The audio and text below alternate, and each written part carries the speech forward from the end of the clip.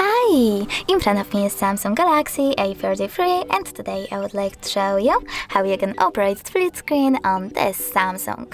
Start by opening any app like Play Store and clicking on the button with 3 lines. Then click on the icon of an app,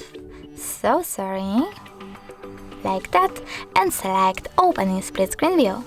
Then you need to tap on the other app, in my case Chrome, and as you can see, now I can use both of them at the same time. If you want to go back from this mode, you need to drag the first app upwards and select Home button. Thanks so much for watching. If you enjoyed this video, leave a like, comment and definitely subscribe. Bye!